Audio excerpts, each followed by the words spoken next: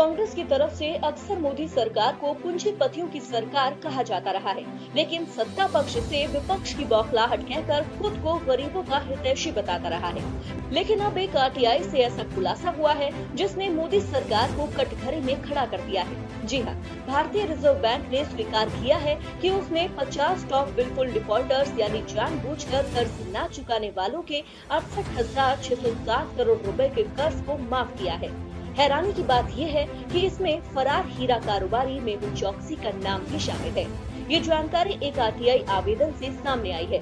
प्रमुख आरटीआई कार्यकर्ता साकेत गोखले की ओर से डाली गई आरटीआई में 50 टॉप बिल्कुल डिफॉल्टर्स के बारे में जानकारी मांगी गई थी कि 16 फरवरी तक उनके ऋण की मौजूदा स्थिति क्या है। गोखले ने कहा कि मैंने ये आरटीआई इसीलिए दाखिल की क्योंकि वित्त मंत्री निर्मला सीतारमण और वित्त राज्य मंत्री अनुराग ठाकुर ने कांग्रेस सांसद राहुल गांधी द्वारा पिछले बजट सत्र में संसद में 16 फरवरी 2020 को पूछे गए इस प्रश्न का जवाब देने से इनकार कर दिया था। आरटीआई के मुताबिक आरबीआई ने कहा कि 68,607 करोड़ रुपए की बकाया धनराशि शामिल है और तकनीकी रूप से और विवेकपूर्ण तरीके से इस पूरी राशि को 30 सितंबर 2019 तक माफ कर दिया गया है। आरटीआई में हुए इस खुलासे के बाद कांग्रेस ने कहा कि मौजूदा मुसीबत के समय मोदी सरकार की जन धन गबन योजना का खुलासा हुआ है।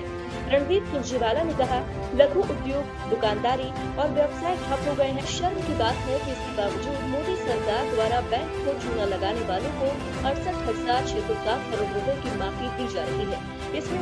इससे मोदी सरकार की जन धन गबन योजना का खुलासा हुआ है। इसके अलावा कांग्रेस नेता ने कहा कि इस मामले पर प्रधानमंत्री मोदी मौन नहीं रह सकते और उन्हें देश की जनता को जवाब देना चाहिए। ऐसे में अब कांग्रेस के तीखे शब्द बाण से मोदी सरकार कैसे अपना बचाव करती है और क्या जवाब देती है, ये देखना वाकई दिलचस्प होगा। Bureau report, news corner.